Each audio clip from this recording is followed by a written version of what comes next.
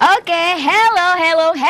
Balik lagi di Movie Rolling and Action. Di hari Minggu ini jam 5 sore cuma di Radar Lampung TV Matap Nihan. Dan hari ini seperti biasa nih Nada kedatangan seorang tamu yang kita bakal ngobrol-ngobrolin soal film dari filmmaker Lampung ini. Tapi sebelum ini Nada mau sentil-sentil sedikit informasi soal film nih, terutama tentang genre film. Jadi genre film di Indonesia maupun di seluruh dunia ini ada banyak nih ya teman-teman. Ada romance, ada drama, ada action, dan baru-baru ini kayaknya Indonesia baru punya genre superhero ya. Genre superhero yaitu Gundala yang disutradarai oleh Joko Anwar, dan film itu menjadi pembuka dari Bumi Langit Cinematic Universe Indonesia. Itu menjadi salah satu film yang cukup bersejarah di Indonesia nih karena memulai universe action superhero yang baru di Indonesia. Nah, salah satu genre film yang biasanya langganan di festival film di Indonesia maupun di seluruh dunia adalah eksperimental. Dan hari ini kita kedatangan seorang tamu yang berkonsentrasi buat bikin film. Nah, kali ini film dia yang dibawa adalah film eksperimental. Ini bisa dibilang masih sangat jarang ya film eksperimental di Lampung, dan kita kedatangan Mas Wisnu. Halo.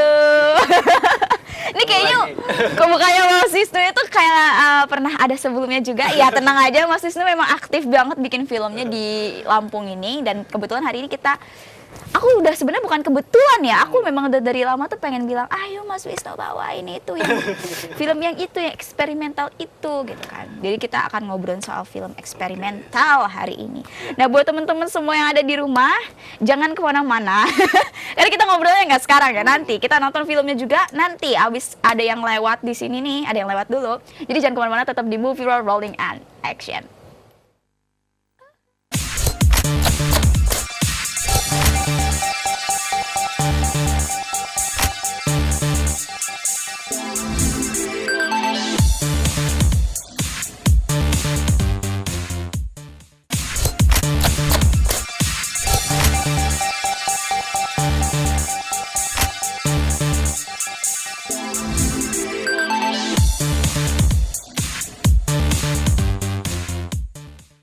Balik lagi di Movie Rolling and Action, dan masih dengan Mas Wisnu ya, hampir kesebut Bli. Emang biasanya kita kalau nggak Bli Wisnu, Mas Wisnu ya.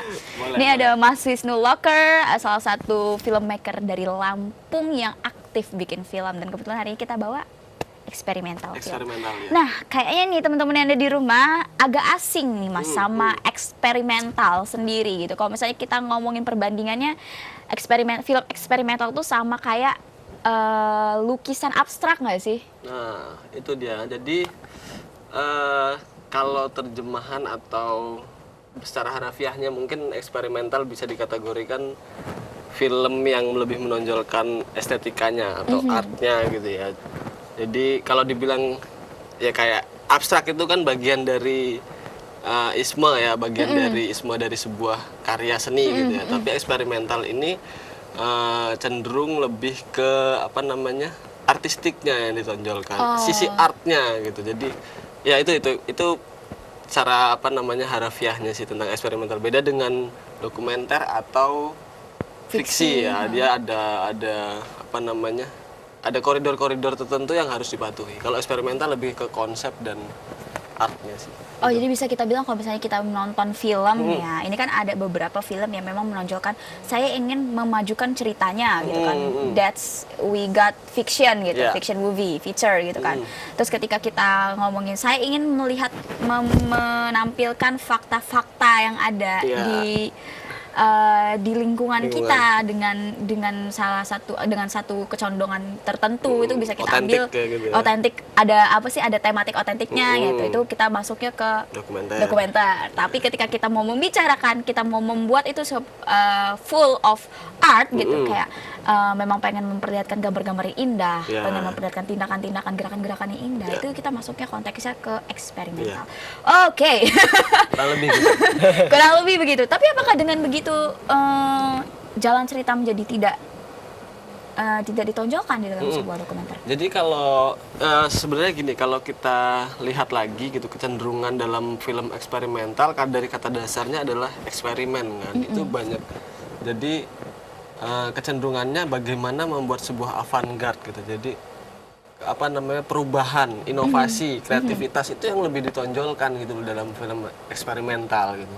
Tapi bukan berarti itu tidak ada apa namanya nilai-nilai kayak estetikanya, terus nilai-nilai penggarapan konsepnya itu harus jelas gitu loh. Tetap harus ditekankan Iya, ya. harus ditekankan. Jadi memang kalau eksperimental itu di Indonesia mungkin lebih banyak disebut bukan disebut ya. Jadi dimulai dengan teman-teman dari wilayah seni rupa ya. Iya. Dia beralih ke dari misalnya mediumnya lukis mencoba ke medium video jadi video art. Nah, itu salah satu cikal bakalnya film eksperimental. Oh. Pengertiannya hampir mirip, cuman di film karena kita menyebutnya film berarti ada unsur cerita. Nah, itu yang membedakan. Jadi ada durasi dan unsur cerita. Kalau video art 1 detik aja bisa jadi video art kok gitu. Oh, jadi tetap Gitu. harus menekankan jalan cerita juga, meskipun memang hal yang lebih ditonjolkan adalah sinematik dan Ya. artistiknya ya. Kebanyakan segitu. Oke, ini art house dan eksperimental sama aja ya ternyata Nah, ya, sama aja ya. Nah, hampir. jadi soalnya biasanya kalau teman-teman nggak denger eksperimental gitu, itu kalian juga bisa menyebut film ini dengan genre art house karena Ya. banyak kan kayaknya teman-teman di Indonesia ngomongnya art house Ya, art gitu. house bisa. Biar agak-agak necis gitu loh ngomongnya art house gitu. Biar keren Biar ngomongnya pakai bahasa Inggris. Agak kekinian gitu. Agak kekinian ya. Oke deh, kalau gitu kita lihat aja nih Ya. film art house eksperimental Siap. dari Mas Wisnu Loker, yaitu film Kota Gajah. Kota Gajah. Ini bikinnya di mana, nanti kita bakal tanya-tanya soal behind the scene-nya. Tapi sekarang kita mau nonton dulu. Boleh di-present filmnya, Mas Wisnu? Oke, kita nikmati dulu supaya kita kenal bagaimana sih eksperimental itu. Selamat menyaksikan. Selamat menyaksikan.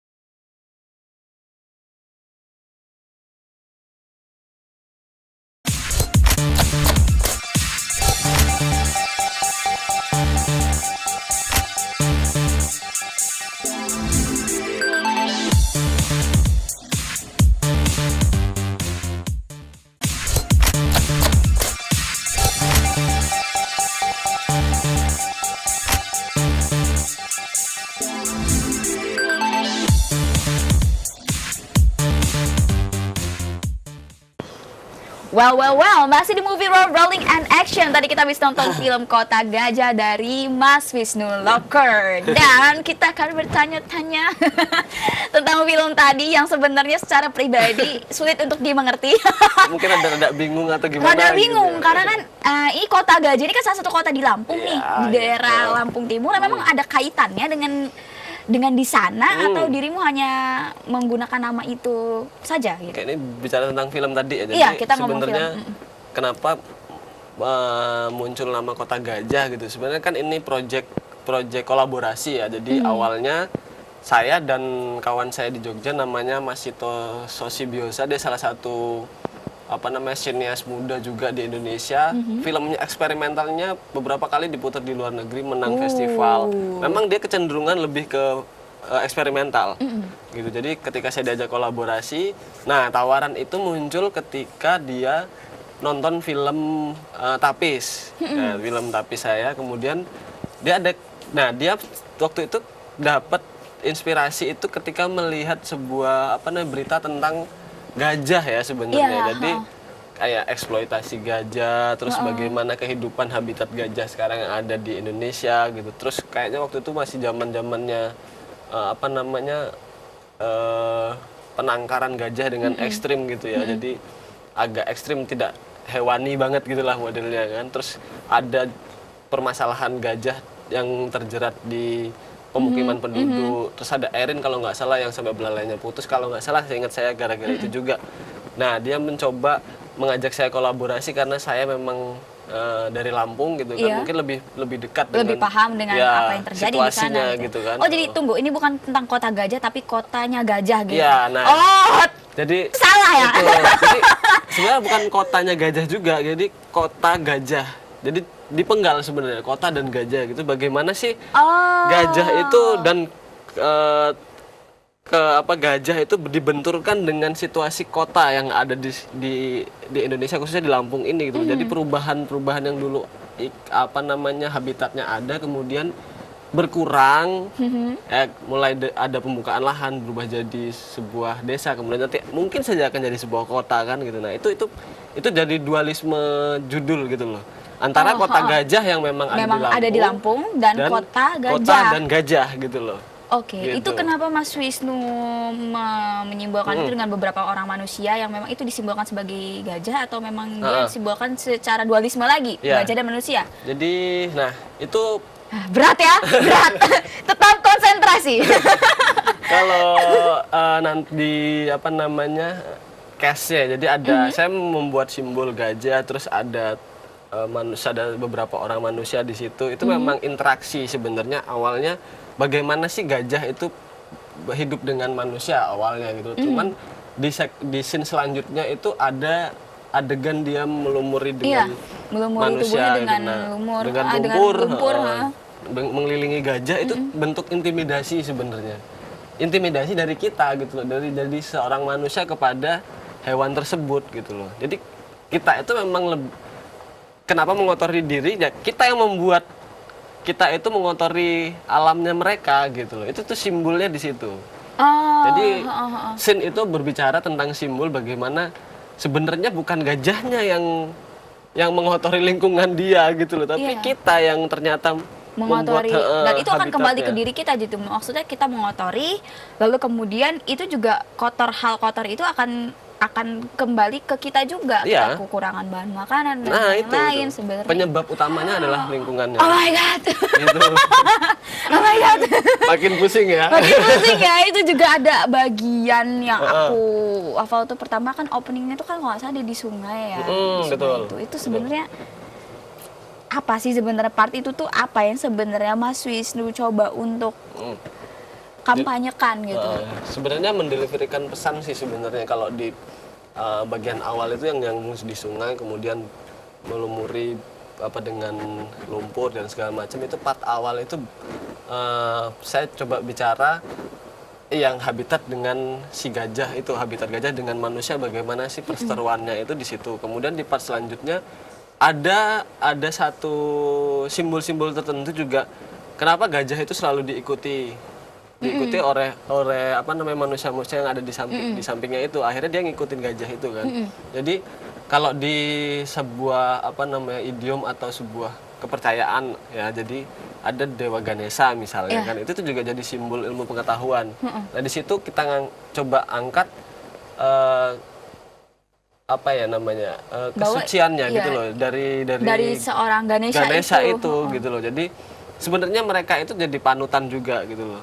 Banyak kok simbol-simbol gajah itu diibaratkan sebagai keagungan kan gitu. Makanya juga beberapa negara di Asia juga menggunakan gajah sebagai simbol-simbol seperti itu. Thailand Nah, contohnya itu gitu Thailand kan. itu juga menggunakan gajah. Nah, di segmen itu ya saya mencoba mendelivery pesan bahwa setelahnya kalian itu sadar bahwa kalian mengotori lingkungan, mengotori habitat makhluk lain gitu loh. Harusnya kalian tersadar bahwa kalian akan ngikutin, ternyata kalian juga mengikuti arah si hewan itu, habitat itu gitu loh. Kalian berada di lokasi yang sama gitu loh. Dan itu sakral gitu loh. Makanya saya lebih menggunakan, nah itu dia membawa sebuah kayak lonceng gitu ya, ada yang membawa lonceng itu juga, itu sebenarnya ini salah satu simbol juga dari alat untuk berdoanya gitu loh. Berdoanya. Itu juga ada kaitannya dengan agama juga ya? Sebenarnya kalau agama tentang kepercayaan aja sih, Iya, kepercayaan, bukan maksudnya kita mau ngangkat salah satu agama, tidak, cuman kita mengambil filosofinya di situ yang dicoba dimasukkan ke film itu. Ini unik karena kebanyakan film yang memang mengangkat sebuah kepercayaan itu dia secara gembor-gemboran, benar-benar terang-terangan ngomongin A ya A gitu.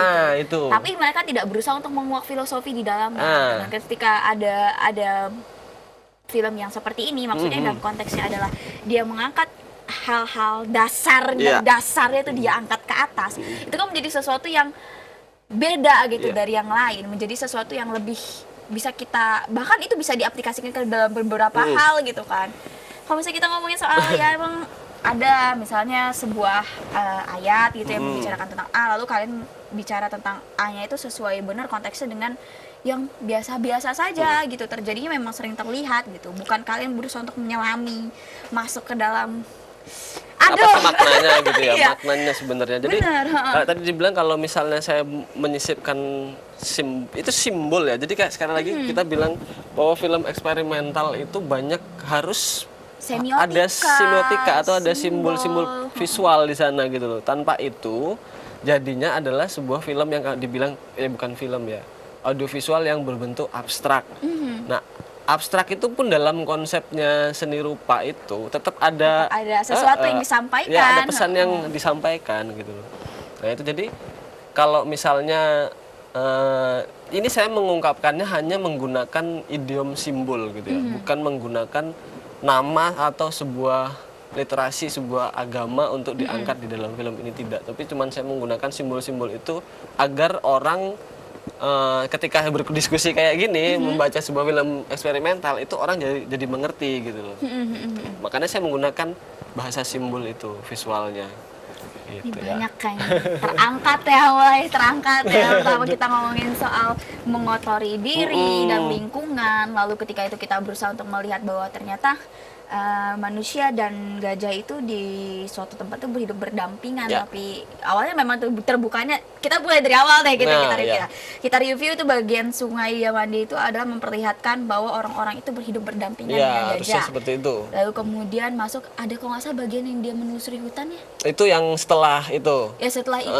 Nah itu apa itu mas? Nah disitulah yang maksud saya simbol kesuciannya itu gitu loh. Kita kan naik ke atas. Nah itu juga sudah kalau diperhatikan lagi yang menggunakan topeng awalnya itu yang bercelana merah. Kemudian balik ke sini sudah menggunakan celana yang kebalik ya, yang warna putih dulu awalnya. Kemudian itu yang balik ke sini warna merah gitu. Itu sebagai simbol juga. Nah, simbol kesucian yang saya bilang tadi itu ada di bagian itu, naik ke atas dan akhirnya turun lagi karena sudah tersadarkan dari situ gitu, bahwa kita ini satu habitat sebenarnya, satu dalam lingkungan alam semesta yang sama. Jadi gitu. penyimbolan suci itu maksud Mas Wisnu digambarkan dengan celana putih tadi. Iya, yang terakhir itu dia yang kembali dengan warna merah gitu. Sudah ya terkontaminasi. Iya. Nah, akhirnya kan juga di bagian ending juga menggunakan cuci lagi ya di sungai itu ya, badannya itu membersihkan diri lagi gitu loh. Setelah diterima gitu. Maksudnya diterima setelah dia tersadarkan manusia-manusia ini gitu. Akibat kelakuannya mereka sendiri gitu loh. Oke. Gitu. Jadi Penyadarannya di situ sih. penyadarannya di situ. Jadi bisa dibilang secara sederhananya film ini mengungkapkan tentang siklus ya. Ya. Bahwa kepada dasarnya manusia itu akan kembali lagi Nah, kepada itu. titik awalnya. Oke, kita beralih dari gitu. konten menuju ke behind the scene. Karena kayaknya itu kita udah ngomongin konten itu sampai puyeng gitu ya. Kita masuk ke ranah produksi film eksperimental. Adakah Oke. kendala yang dihadapi Mas Wisnu ketika apa namanya memproduksi film ini, dan di mana sih produksi film ini sebenarnya? Oke, jadi produksi filmnya ini kalau tanya di mana itu diproduksi di Jogja tahun kalau nggak salah akhir 2016. Akhir gitu ya. 2016. Akhir 2016. Kemudian yang kedua tadi produksi ya. Ya, di sana ada kendalanya nggak? itu Itu lagi sebenarnya- ada event apa? Kok tiba-tiba produksi, apa memang lagi pengen produksi, ketemu sama siapa namanya tadi? Mas Sito. Mas Sito, ketemu Mas Sito di sana produksi, bikin yuk gitu, Ya. atau memang kayak gitu?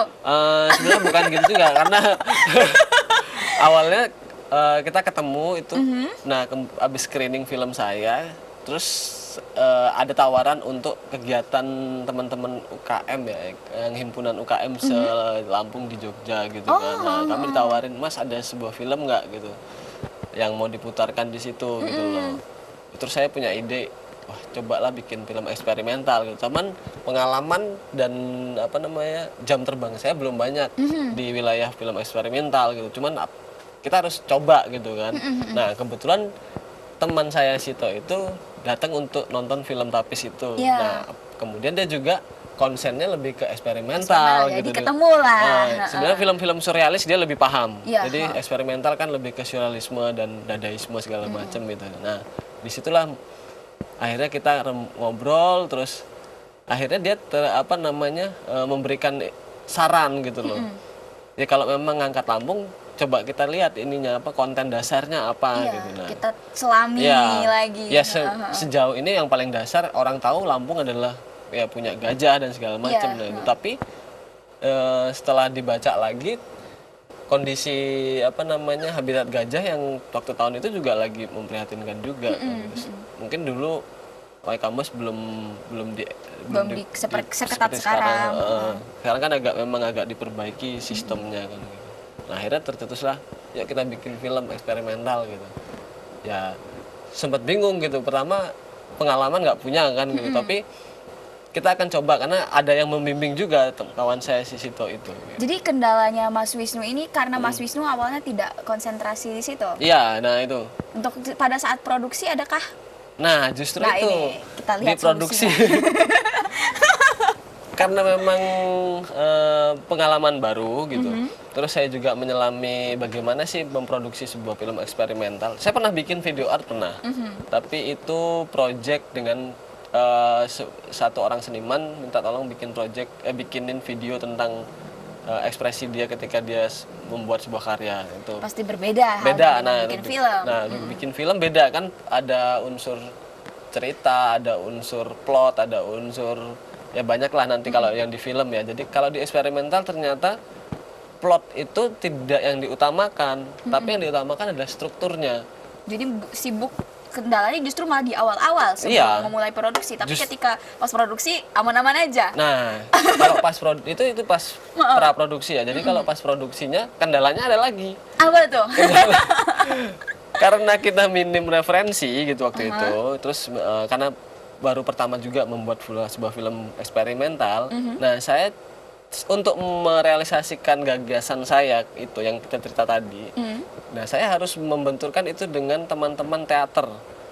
Oke. Agar maksud saya awalnya agar itu bisa diterjemahkan dengan baik lewat gestur, lewat ekspresi gerak.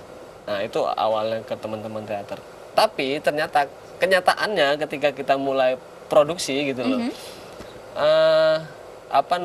struktur yang kita buat gitu loh. Jadi seperti bertabrakan dengan struktur yang diinginkan teater. Jadi ada semacam ketidak sinkron gitu. Gitu. Ya, yang maksudnya sinkron gini, yang mau saya apa dengan teman-teman di teater seperti apa. Nah, terlihat jadi akhirnya mungkin kayak teatrikal gitu kan. Nah, cuman itu masih bisa diminimalisir ketika kita menyisipkan simbol-simbol. Kalau Iya, teater misalnya takutnya nah, awalnya takut terlihat sebagai oh dia pentas performing, saya cuman ngerekam aja gitu kan. Nah, itu ternyata tapi saya menyisipkan simbol apa namanya kepala gajah. Nah, itu saya masukkan ke unsur filmnya itu dari situ. Jadi ada simbol-simbol visual yang saya masukkan dicampur dengan teatrikalnya kawan-kawan teater tadi. Oke. Gitu. Membicarakan referensi, tadi sempat kesebut sama Mas Wisnu ya. Role model filmmaker eksperimentalnya Mas Oke. Wisnu. Kalau role model nih ya, saya terinspirasi sebenarnya sama Christopher Nolan ya, Ya, yang Christopher filmnya Nolan. apa tadi itu Doodlebag. bukan. Bukan. Doodlebag ya. Doodlebag. Doodlebag. Benar Doodlebag. Nah, itu saya lihat film itu terus ternyata memang benar plotnya nggak jelas sih memang gitu, tapi itu yang strukturnya jadi gitu loh. Di ending juga kita sadar bahwa oh dia ingin mengungkapkan pesan, dia menyampaikan pesan A nih gitu. Nah, dapat gitu loh. Oh, tapi apa nih yang bikin berbeda dengan film biasa? Dia lebih menekankan ke unsur visualnya, ada efek apa namanya, ada CGI-nya juga di zaman itu loh. Gitu. Oh, Christopher Nolan. Oke. Gitu. Kalau di Indonesia? Nah, kalau di Indonesia mungkin kalau nggak Mas bukan Anggun. Itu yang kedua. Anggun Priambodo ya? Anggun Priambodo. Itu Oh. saya juga lupa judul filmnya itu. Aduh. Nah, antara dua itu Anggi atau Mas Anggun Priambodo, itu dua film ini menurut saya sangat menginspirasi. Kalau yang saya sangat ingat itu Mas Anggi sih sebenarnya. Film tentang subgenre itu dia bikin sebuah film dari foto-foto yang dia kumpulkan. Ini tentang film di Nusa Tenggara, tentang foto di Nusa Tenggara, dikumpulkan foto-fotonya. Nah, dia punya konsep bagaimana sih nanti Nusa Tenggara itu di masa depannya seperti apa. Dia membuat sebuah film eksperimental di situ. Tentang masa depannya Nusa Tenggara. Yang dia sebutkan yang dia buat adalah ketika ada salah satu scene di situ ada kereta, ada anak kecil, terus ada kereta lewat. Padahal di Nusa Tenggara nggak ada kereta. Gitu. Nantinya pinginnya seperti itu dalam konsepnya Mas Anggi. Saya baca di situ seperti itu sih. I see. Dan kan aku juga punya kalau misalnya ngomongin eksperimental sih seneng ya nonton filmnya Mas B Purbanegara, Kamu Pikirkan Aku Senang. Oh iya, yang Mas menang BW. di Filipina apa ini? Bukan di Filipina, Bukan di Filipina. Mas... Pokoknya dia menang di salah satu festival di Asia ya. Masih di Asia Tenggara. Masih di Asia Tenggara. Terus habis itu sama satu lagi Mas Ismail Basbet. Ismail Basbet ya. The cars never stop, the carousel never stop turning. Yep. Apa namanya? Mobil bekas lagi sakit lampu putaran. Yeah. Itu keren banget. Sayangnya kita udah kehabisan waktu nih buat Okay, tapi gak apa-apa nih. Aku mau nanya nih terakhir ini kan banyak anak-anak SMA yang masih belum kepikiran untuk masuk ke ranah eksperimental. Bukan ngomongin anak SMA aja, malahan anak-anak kuliah yang udah belajar filsafat pun gak berani buat masuk ke ranah eksperimental karena ketakutan duluan nih. Ketakutan gimana caranya bikin film eksperimental yang baik, bagaimana caranya supaya kita nggak dibilangin terkesan nge-art house, nyeni-nyenian gitu. Nah, itu ada tips dan triknya nggak Mas Wisnu? Sama mungkin tambahin harapan buat teman-teman yang ada di Lampung, siapa tahu teman-teman yang belum terekspos ternyata bikin eksperimental tuh bisa siap. naik. Silakan.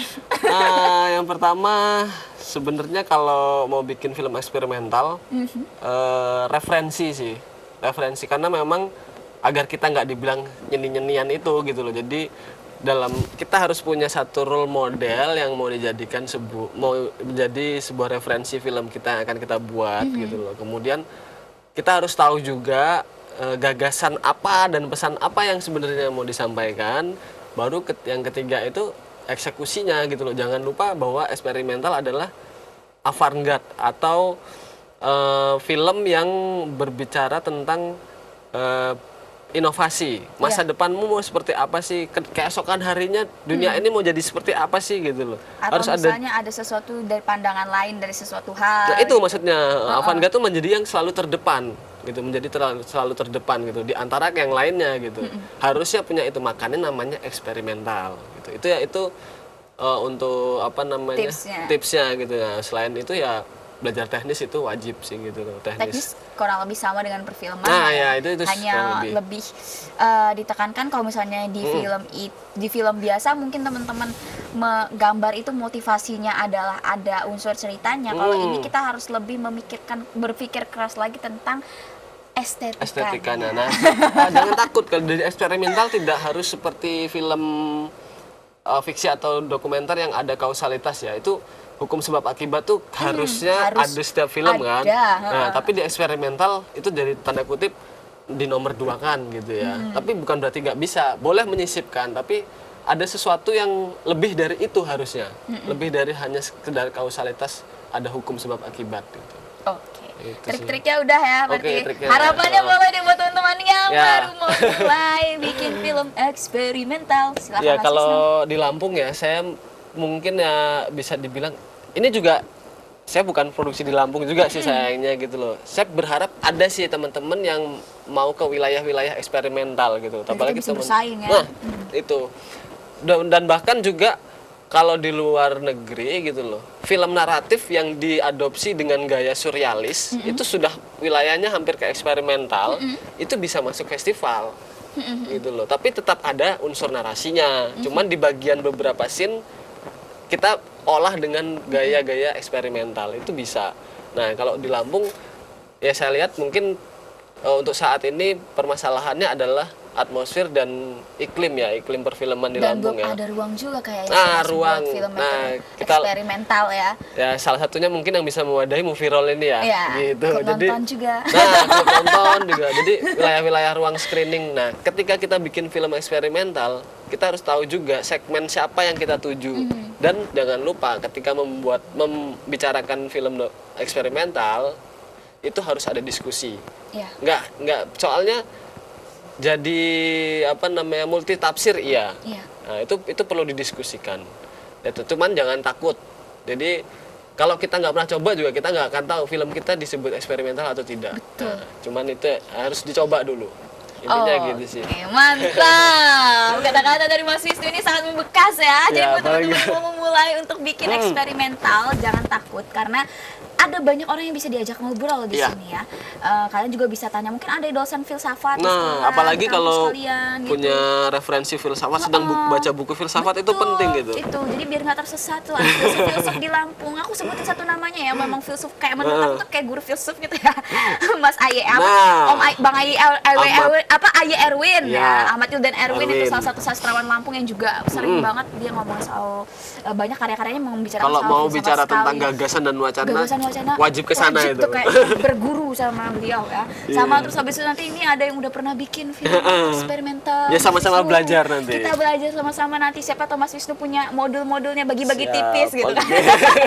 Bagi Mas gitu kan. Jadi kayak kuliah modul kan. Jadi kayak kuliah modul kan. Ini kan bisa banget kita manfaatkan jaringan kita seluas-luasnya nih ya. Untuk supaya impian kita bisa tercapai tentunya. Dan buat teman-teman mungkin yang butuh jembatan untuk ketemu dengan orang-orang ini bisa banget ngubungin klub nonton pastinya. Dan kalau misalnya mau diundang juga kayak Mas Wisnu di sini, tapi kalau Mas Wisnu sih dapat undangan khusus ya. Buat kalian yang mau ke sini, gampang banget caranya, tinggal cek ke Instagram @klub.nonton, lalu kemudian di sana buka bagian part Movie Roll. Di situ udah ada kejelasan soal syarat-syarat, lalu harus ngubungin siapa di sana. Itu ada Ferry Ardian nomornya 085882597226. Kalian bisa daftar langsung ke sana. Dan buat kalian yang mau nonton film-film keren Lampung